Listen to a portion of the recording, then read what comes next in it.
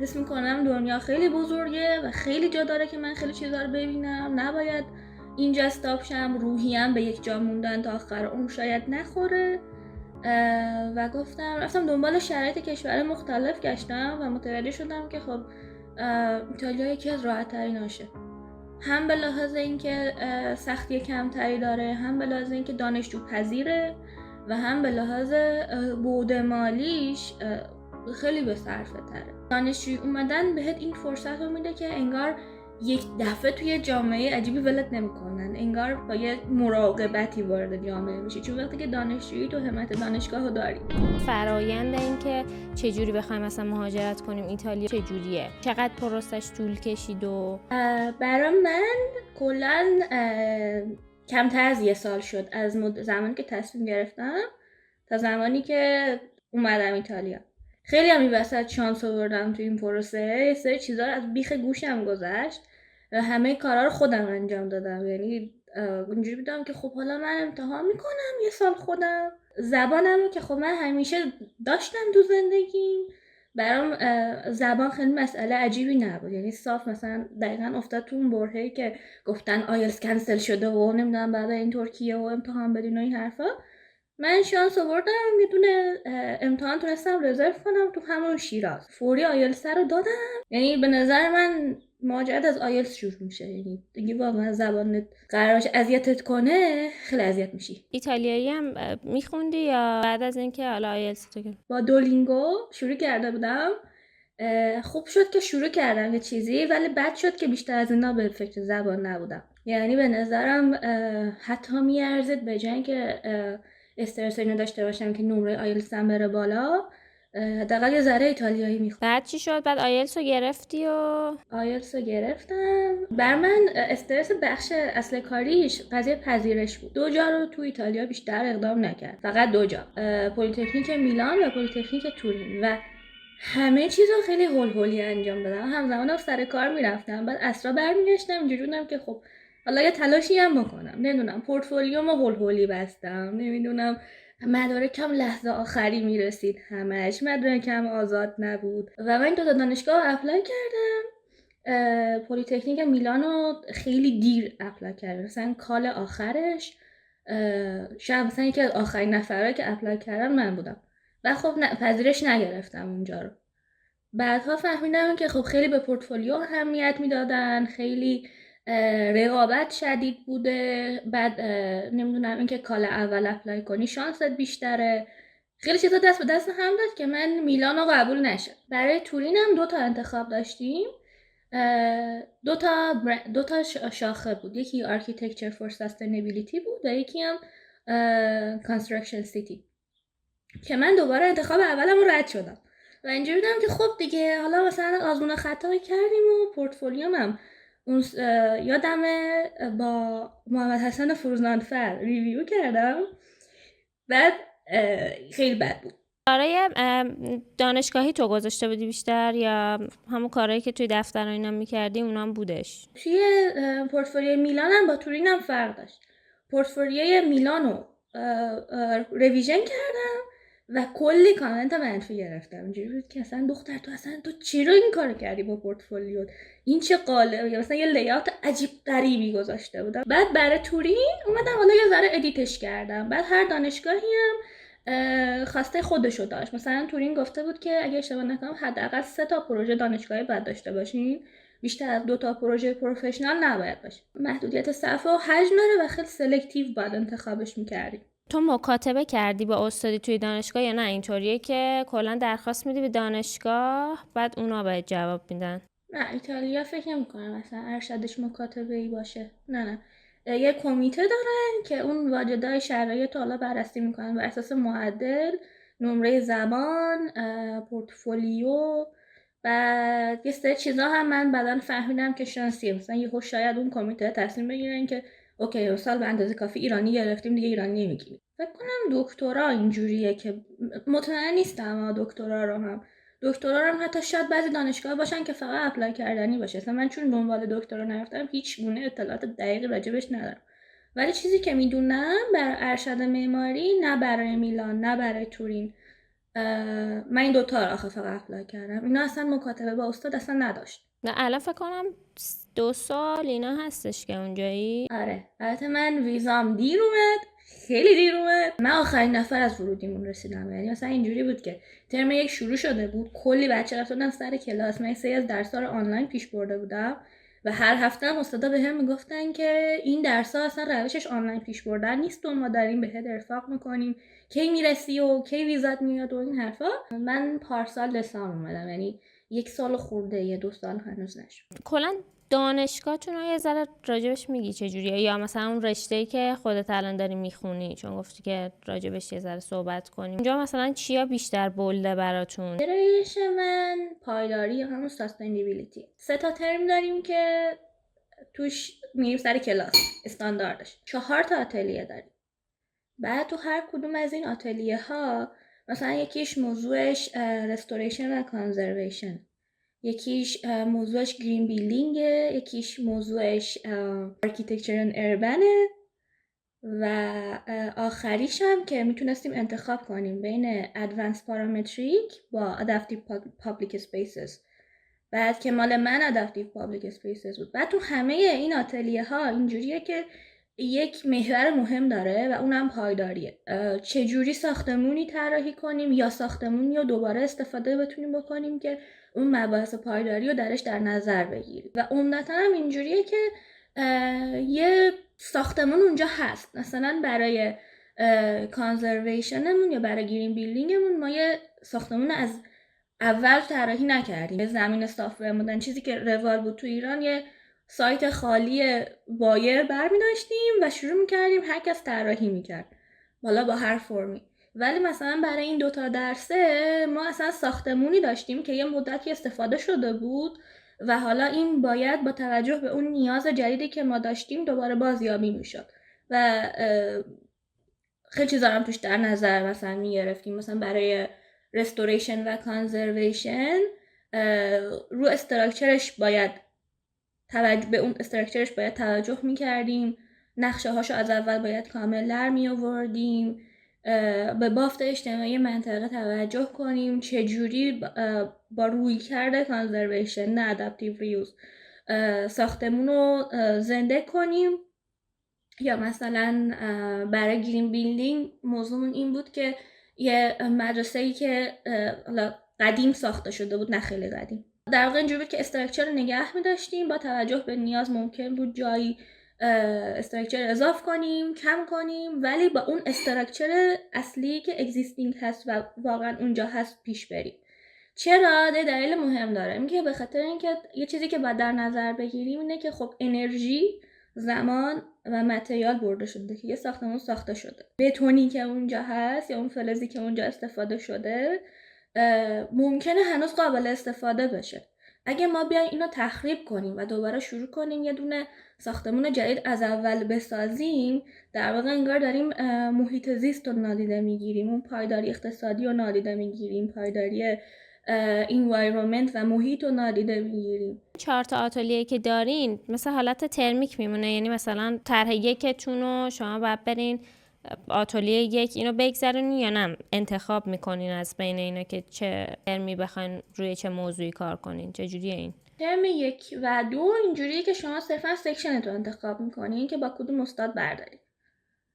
اونم با توجه به مثلا حالا کامنت بچه‌های سال قبل یا نمونه کارهای بچه‌های سال قبل حدوداً دستت میاد که هر استادی چجوری با چه سیستمی داره کار میکنه. بر اساس یه سری درس‌ها و بر اساس یه سری فاکتورها مشخص میشه که تو اون اولویت بندی که کردی حالا مثلا کدوم استاد گیرت میاد. ترم 1 و 2 اینجوری بود، ولی برای ترم آخر بین 2 تا موضوع بعد انتخاب میکردیم، ادوانس پارامتریک و ادپتیو پابلیک اسپیسز. دیدم که گروهی کار کرده بودین با خود بچهای ایتالیا هم توی یه گروه بودین. خود استادا انتخاب میکنن یا خودتون این دنبالش؟ این گروهی کار کردنه یه موضوع جالبیه.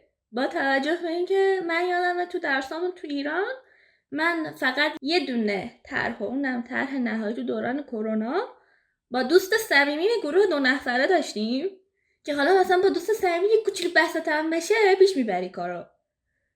و من هیچ تجربه‌ای به غیر از تجربه سر کار رفتن نداشتم که من گروهی طرح رو پیش ببرن. هر استادی هم روی کردش متفاوت. مثلا یه استاد میگه که خودتون انتخاب کنید. ترجیحشون اینه که گروه میکس باشه، یعنی صرفا حالا تو با یکی دوستی یا هموطنی یا هر چیزی باهاش هم گروهی نشی. یه استادی میگه نه حتما باید میکس باشید. یه استادی میگه خودم انتخاب میکنم. ولی معمولا برای گروه‌های آتلیه اینجوریه که خودت باید هم گروهیات انتخاب کنی. و خب معمولا هم بچه‌ها خودشون هم دوست دارن که با ملیت‌های مختلف کار کنن. بعضی هم اینجوریان که خب ما ایرانی‌ها اینجا خیلی زیادیم و خیلی هم اینجوریان که خب من ترجیح میدم با هم زبون خودم کار کنم، به خاطر اینکه از یه بک‌گراند میایم و با یه زبون صحبت میکنیم و این تعامل برامون خیلی راحت تر میکنه و قطعا همین هم هست. به خاطر اینکه من اینجا که اومدم متوجه شدم چقدر هم بک‌گراند فرهنگی هم بک‌گراند تحصیلی تو کشورهای مختلف میتونه با هم متفاوت باشه و چقدر چالشه اینکه آدما بتونن توی گروه با هم کار کنن و یه پروژه ای رو پیش ببرن که مدارک کامل میخواد. یه جاهای محاسبات داره، نمیدونم چجوری ایده های همه رو با هم جمع کنن، کی کدوم بخش رو برداره. ایتالیایی‌ها خودشون یه کورس ایتالیایی دارن که دقیقاً همرشته ما موازی با ما داره پیش میره، منتها زبون کورس ما انگلیسیه، اونا ایتالیایی. حالا بعضیاشون که مشتاقن که زبان انگلیسی درسشون رو بگذرونن یا دوست دارن که با ملیت‌های دیگه هم کار کنن و ببینن چه جوریه، ممکنه یکی کورس انتخاب کنن. گفتی که میخوای کارآموزی شروع کنی، چقدر طول میکشه مثل یه ترم درسیه یا بیشتره؟ نه 10 تا CFU اگه اشتباه نکنم 150 ساعت میشه. 150 ساعت تو با یه شرکتی اون شرکتی که الان تو رو میخواد به عنوان کارآموز بگیره میری اونجا کار میکنی. بعد از خود سایت دانشگاه هم میشه اقدام کرد برای کارآموزی. خب ایتالیا فکر میکنم کارآموزی حقوق نداره، ولی خب کارآموزیشون برای شرکت ها خیلی هزینه‌ای نداره، خب خیلی راحت گیر میاد. یعنی من تا حالا نشیدم کسی بگه که ای وای کارآموزی گیر من نیومده و مثلا نمیدونم چی کار کنم، اینو نشیدم. ولی برای کار خب قطعا سخته، خصوصا اینکه ایتالیا یک کشوریه که خیلی معمار پروره. خیلی چیزی که فهمیدم اینه که خیلی هم معماری دوست دارن، مثل ما هم معمار زیاد دارن نسبت به جمعیتشون، خصوصا یه مقدار بازارشون اشباهه. ولی چیزی که میدونم اینه که حقوقا اونقدر زیاد نیست.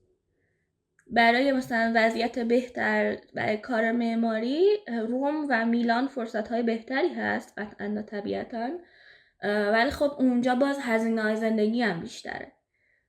و یه مسئله خیلی بزرگ دیگه که داره اینه که عمده شرکت‌هایی که آگهی میزنن زبان ایتالیایی میخوان برای کار، حداقل B2 رو باید داشته باشی. و از اون طرف یه جایی مثل آلمان هم باز همین. حالا آلمان باز یه مقدار تو زبان ممکن سختگیرتر هم باشه. نیلوفر یه سوالی یادم رفت ازت بپرسم، تو چیز گرفتی؟ فاند گرفتی؟ من فاند ندارم، من بورسادی استودیو دارم. این حتی نمیدونم بورسادی استودیو فاند محسوب میشه یا نه، ولی ایتالیا یه مدل بورسیه داره که احتمالاً همه خیلی ازش میدونن. بورسیه استانی داره که عمدتاً گیر ما ایرانی‌ها میاد. یه سری مدارک میخواد که بسته به شرایط اقتصادیه، یعنی هیچ ربطی به معدل و اینکه مثلا تو چقدر شایستگی داری و اینا نداره. بر اساس شرایط اقتصادی که به لطف ارزش پول عزیز ما تقریبا هیچ کدوممون به اون لیمیت اینا نمیرسیم. چقدر حدوداً یادته؟ مبلغی سال به سال متفاوته. برای سال اول 7800 تا بود فکر میکنم، حالا یه ذره یا کم زیاد. الان 8100 این حدودا. بعد این بستگی داره به براکت‌های مختلف. ماکسش این مقداره. ماکسش برای دانشجوی استمیه که دانشجوی استم یعنی دانشجوی رشته مهندسی و دخترها بیشتر از پسرها میگیرن. دخترها حدود فکر می‌کنم 100 تا یا 200 تا بیشتر از پسرها میگیرن. به جنسیت ربط داره، به شرایط مالی ربط داره، به اون استانی که توش پذیرش دارن ربط داره، به رشته ربط داره، به اینکه ساکن اون شهر هستی یا نیستی. منظورم اینه که خانواده‌ات اونجا هستن، با خانواده زندگی میکنی یا نه ربط داره. خوابگاه هستی یا نیستی ربط داره. اگه این بورسیه رو بگیری توی تورین میدونم که شهریه رایگان. به غیر از اینکه شهریه صفر میشه، غذای منسا همون سلف دانشگاه با این بورسیه میشه وعده 2.5 یورو. اون پولی هم که بهت میدن نقد بهت میدن، تو قسپندی بهت میدن و اونم یه مال تو دیگه و پولش هم اونقدر زیاد نیست که بگی که خب مثلا این به چیا میرسه. پولش صرفاً به اقامت میرسه، به خورد و خوراک میرسه، یه سری تفریحات جزئی، یه سری مایحتاج جزئی، یعنی یه زندگی خیلی نرمال دانشجویی. تو ویزا تو چند ساله گرفتی؟ کلا ویزای دانشجویی چند ساله است؟ ویزا پروسش اینه که اول که از خود سفارت که صادر میشه، که سفارت هم یه کابوس خیلی عجیبیه، یعنی خیلی ها هستن از پذیرش میگیرن، همه کاراشون اوکی میشه، ولی خود سفارت یا قبول نمیکنه، میگه ظرفیتم پر شده، یا نمیدونم ویزا دیر میاد، یا نوبت خیلی سختگیر میومد اون موقع که من اومدم.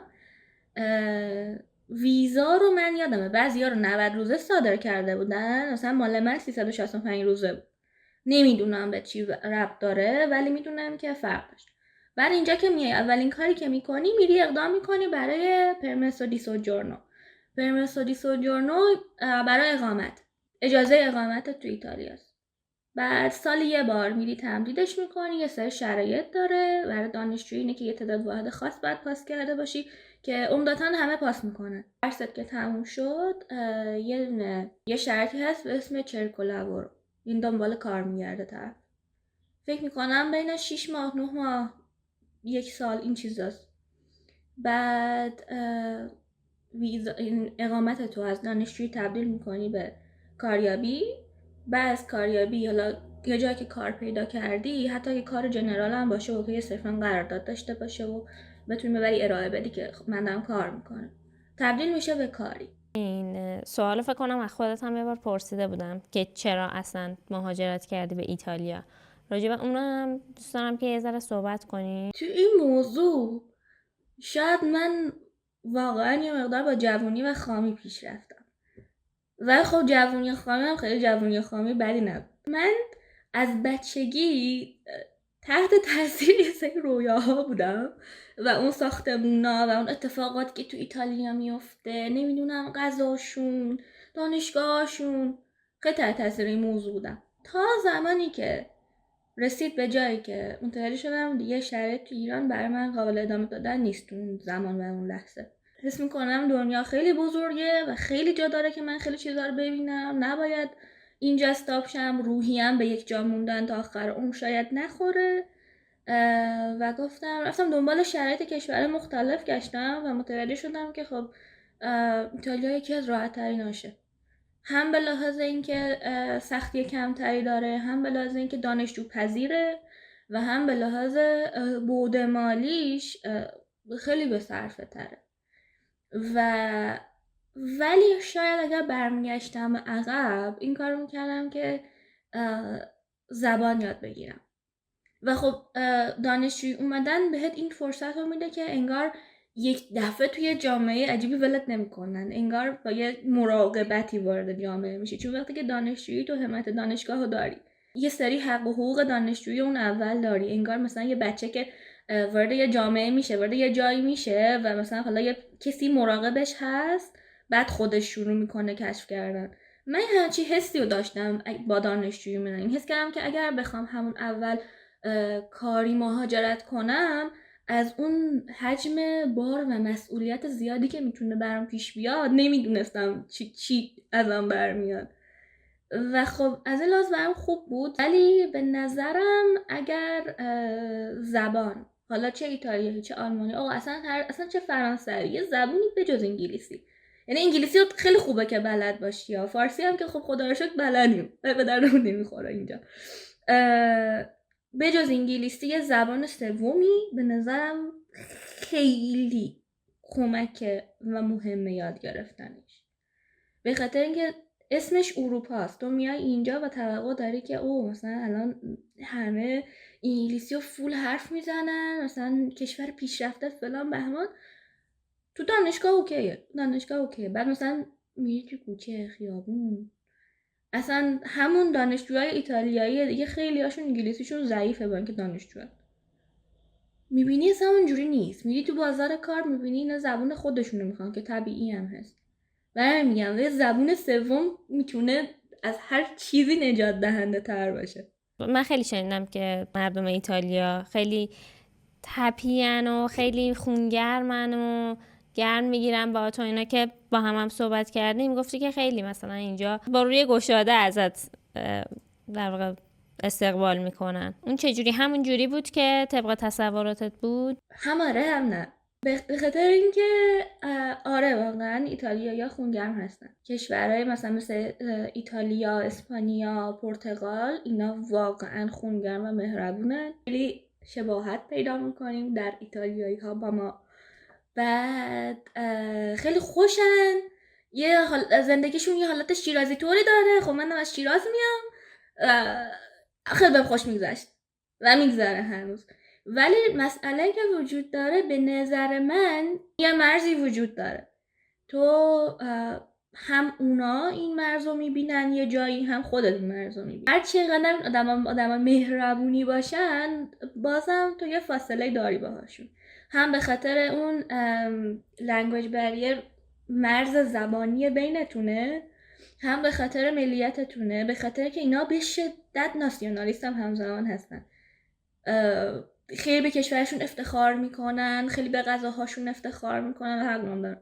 یه ذره راجع به سفرات برای ما بگو. من چون خودم هی دنبالت میکردم خیلی خیلی واقعا داشتم کیف میکردم که تو داری میری میگردی. اتفاقی که افتاد این بود که خب ما خیلی همون شوق دیدن جاهای مختلف دنیا رو از بچگی داشتیم، ولی خب به دلایلی که هممون میدونیم، حتی یه وقتایی خیلی کسی هزینه‌ش هم داشته، خیلی همون نرفتیم دنیا رو ندیدیم.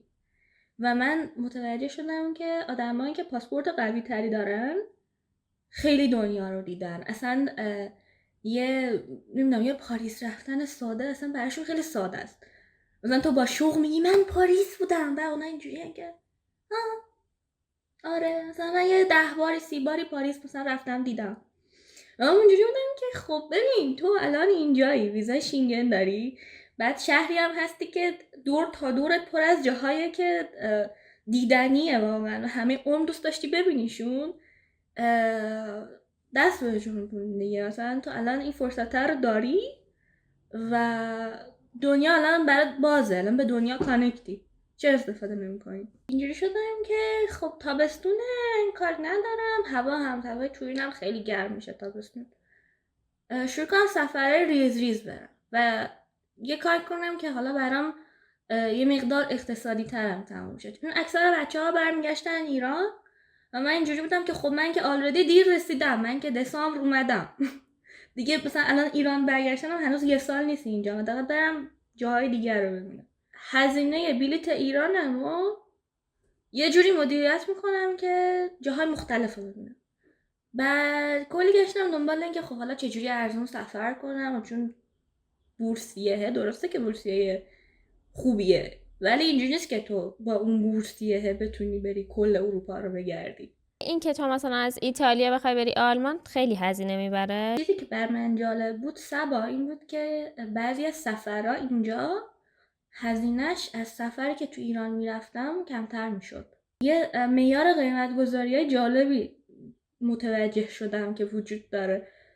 مثلا من اولین سفری که از تورین خارج شدم رفتم ناپولی بچه‌های همکلاسیای دانشگاه کارشناسیمون ببینم، بلیت رفت و برگشت با یورو 50,000 تومان 9 یورو با 50,000 مثلا میشد 450 تومان. خب خیلی 9 یورو هزینه خوبیه برای سفر. بعد اونجا مثلا میری پیش دوستات هم میمونی، خوراکی تو اینا هم که همون سوپرمارکت همون سبکی که تو تورین داشتی زندگی میکردی همون جوری تهیه میکنی.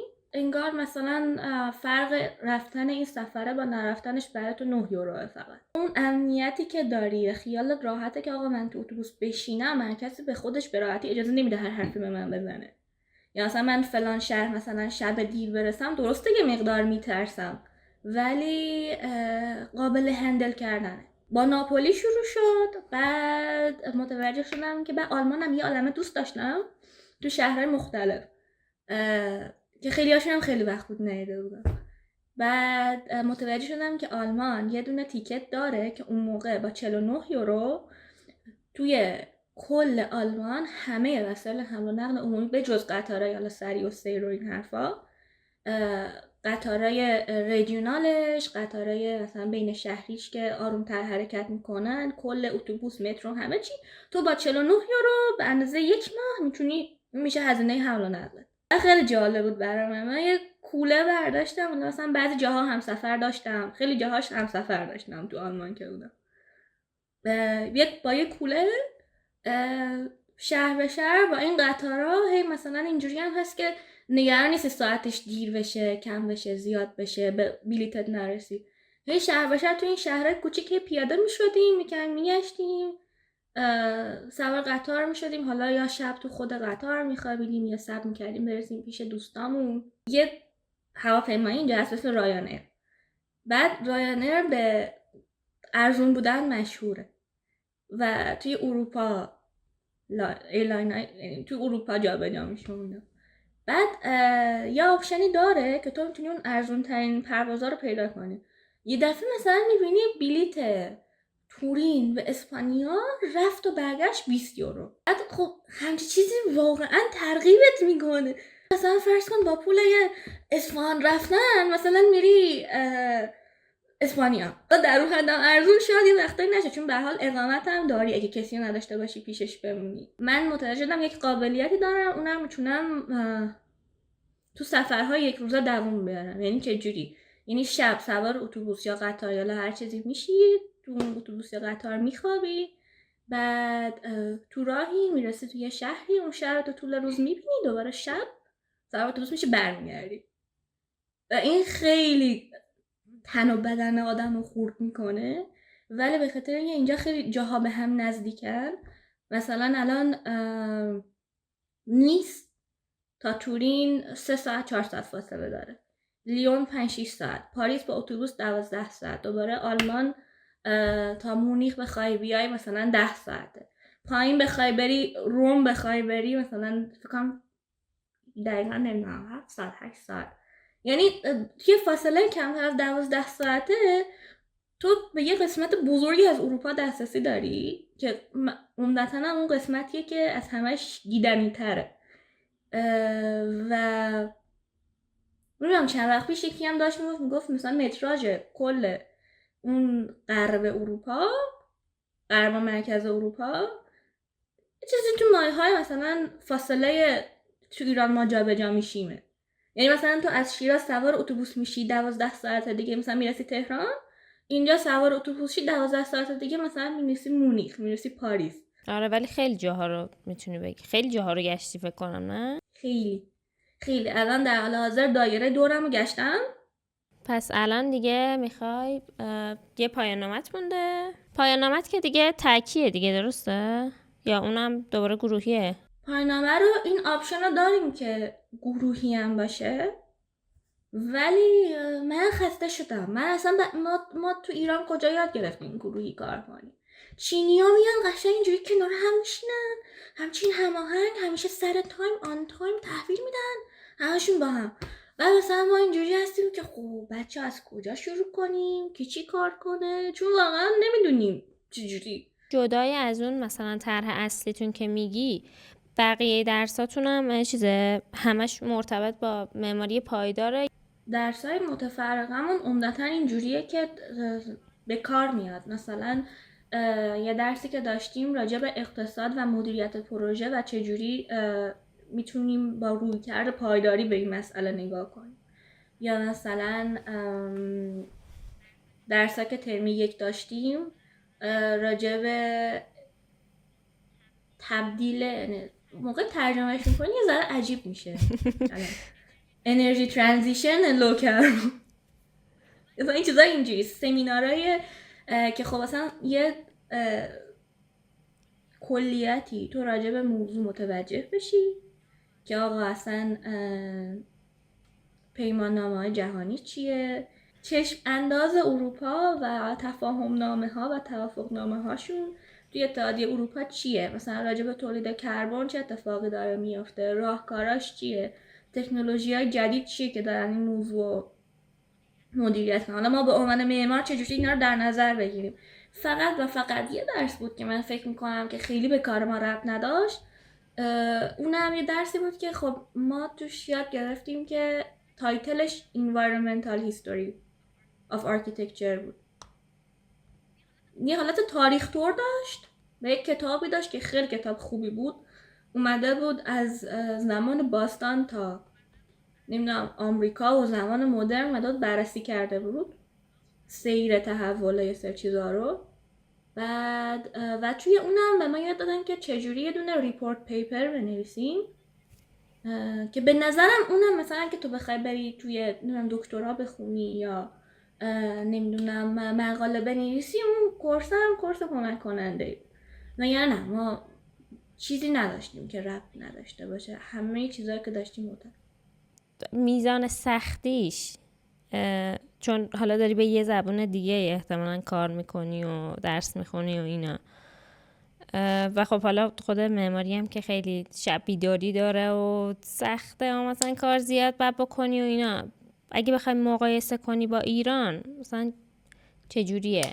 یعنی چقدر بیشتر داری تلاش میکنی اونجا؟ صبا یه چیز جالب باید بگم، اینجا من هیچ وقت شب بیدار نمونم. دلیل هم داره ها. نسبت حجم کارش به نظر من واقعا از ایران بیشتر، واقعا بیشتر. سختیش هم برای من سخت داره. نمیدونم شاید برای کسی باشه که فکر کنه مثلا از ایران آسون تر، برای من سخت تر بود. من خیلی چالش داشتم توی این موضوع، ولی شب بیدار نموندم. اونم یه دلیلی داشت، استادا ددلاین رو یه جوری میزنن که تو شب بیدار نمونی. یعنی نه که خیلی به فکرت باشن بیشتر بهت وقت بدن، یعنی اینجوری میزنن که خب بچه‌ها فردا صبح تحویله، شما کارتون رو ساعت 6 عصر آپلود میکنی و کارش هم اینجوریه که تو کل طول ترم رو داری به کوب کار میکنی و اینجوری بگم همه فشارها برای شب تحویل نیست. اتفاقا معمولا اینجا هرچی به تحویل و ددلاین نزدیکتر میشیم، برای من اینجوری بوده که یه مقدار راحت تر شدم، یه مقدار حجم کارم کم شده، به خاطر که یه عالمه کار تو طول ترم کردی. حالا آخر ترم قرار نیست که متریال جدید تولید کنی، قراره اون متریالی که تو طول ترم تولید کردی از صفر، نمیدونم دیاگرام تولید کردی، نمیدونم برش بوده، سکشن بوده، پلان بوده، کانسپت بوده، همه چیزا که تولید کردی و هی بردی رویژن کردی، همه اینا روشون رویژن انجام شده، میری یه ادیتی روش میزنی و کامنت های نهایی استادم روش اعمال میکنی و میاری بر تحویل. و من خیلی یعنی از این لحاظای برام بهتر بود، ولی از این لحاظ که آقا دستم بیاد که اصلا این استادا اینجا دقیقا چی میخوان، پروژه من باید چه کیفیتی داشته باشه، کانسپت مثلا من باید چی در نظر بگیرم، یا نمیدونم چیزای اینجوری بر من خیلی چالش داشت. ببین سیستم تحصیلی ما تو ایران خیلی فرق داره. خب جوری که ما معماری رو یاد گرفتیم با ایتالیا خیلی فرق داره. تازه اتفاقا میگن ایتالیا هم سیستمش سیستم قدیمیه بر معماری، سیستم خیلی آپدیتی نیست. ولی اتفاقی که بر من افتاد، من دیدم اومدم اینجا دیدم همینجوری نیست که مثلا من بیام بگم میخوام این کارو کنم که با عدد ثابت کن که کارت کار میکنه. مثلا تو حوزه گرین بیلدینگ درسی که ما خونده بودیم، اوکی در اقلیم های گرم شما باید سایبون طراحی کنین و نمیدونم هوا باید رد بشه، حیاط مرکزی داره، این پیشگیار داره، خداحافظ.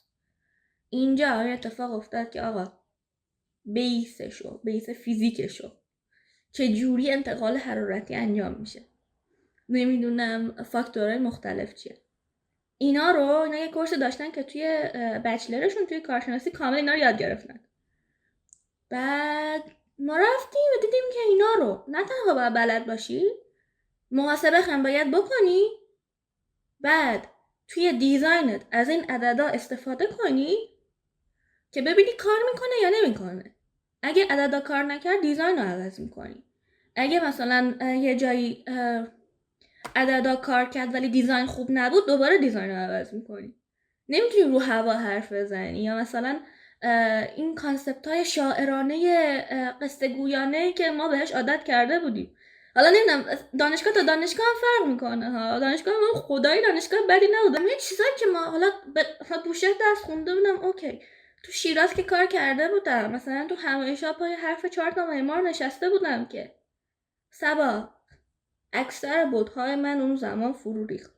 فهمیدم همه چیزایی که تو گوش من کرده بود، همش که نه، اکثر چیزایی که تو گوش من کرده بودن توی سیستم اکادمیک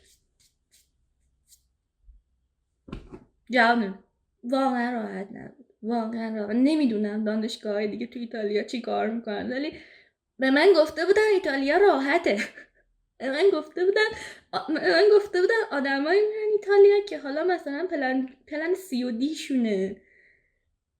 و من واقعا با این چیزو من گفتم چقدر خوب، من میرم اروپا، من که درسم خوبه، من که معماریم خوبه، من که سابقه کار دارم، میرم تو کلاس میشینم همینجوری الکی واسه خودم با سیستم همین کارا که الان میکنم پیش میبرم، همش میرم تفریح میکنم.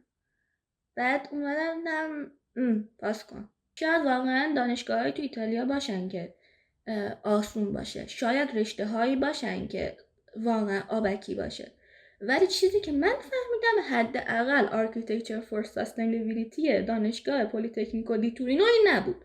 میلان هم میدونم این نیست. چه گرایشایی هستش که حالا تو توی دانشگاه خودتون دیدی و واسه معماریه؟ چون مثلا تو ایران که ارشد میخوای بخونی گرایش خیلی کمه، یعنی هم مثلا فقط پایداریه، یه دونه هم معماریه، بعد دیگه مثلا خیلی چیز خاصی نیست. میخوام ببینم اونجا تنوع گرایش و اینا چقدره؟ خیلی زیاده. یعنی حتی مثلا گرایشای میلان با تورین با دانشگاه دیگه اروپا خیلی گرایش مختلفه. یعنی حتی بچه ها هستن تو ناپولی دارن دیجیتال دیزاین میخونن، اونا هم قشنگ هم کلاسی های من بودن و الان آیندهش هم خیلی آینده جالبی داره. بچه ها مثل این که یه برنامه اونجا هست که اینترنشیپشون رو توی یکی از برنچ های اپل میرن و یه دوره کارآموزی دارن که حالت آموزشی و اینا داره و بعد از اتمام اون اینا حتی میتونن با شرکت اپل اگر اون ریکوایرمنت ها رو داشته باشن با شرکت اپل شروع کنن کار کردن. یعنی خیلی دستت باز میشه و دنیا آزاد میشه. مرسی که اومدی. واقعا من خیلی دوست داشتم که یه ذره بیشتر بدونم راجع به حالا هم برای خودم هم بچه‌ای که نگاه میکنن، چون که خیلی برام جالب بود. واقعا همون بخشی که تو میگی من سفر رفتم و دارم میگردم دنیا و اینا، خیلی چیزای باحالیه. یعنی چیزایی که مثلا شاید یه ذره سخت‌تر ممکنه باشه اگه تو مثلا بخوای همینجا مثلا تو تهران بمونی و اینا. مرسی که اومدی. باز اگه مثلا به نظر خودت چیزی جالب هست برای کسی که فکرشو میکنه میخواد به ایتالیا مهاجرت کنه و اینا، یا مثلا توصیه چیزی اگه داری یا حالا هرچی. من چیزی که به ذهنم میرسه اینه که واقعا نسخه هر کسی فرق میکنه. یعنی من خودم یه جایی تو مهاجرتم با مغز اومدم پایین و خدا رو شکر که تونستم بلند شم. کسایی از بچه ها هستن که اونا با مغز اومدن پایین نتونستن بلند شن. کسایی هستن که از اولش خیلی همه چی برشون خوب بود و داره خوب پیش میره. و چیزی که من از این موضوع فهمیدم اینه که واقعا نسخه هر کسی فرق داره. یعنی تو اصلا نمیتونی پیش بینی کنی که چه اتفاقی قرار برات بیفته و نمیتونی هم یعنی ما خودمون که اینجاییم همه حرفا که من اینجا زدم اگه یکی دیگه از همکلاسی هم اینجا بود چند جا ممکن بود حرف منو قطع کنه، بگه نه نیلوفر تو داری اشتباه میکنی، اینطوری نیست. و تا تجربهش نکنی و خودت اون موقعیت قرار نگیری نمیدونی که واقعا اون حرفا که بقیه بهت زدن درسته و برای تو کار میکنه یا کار نمیکنه.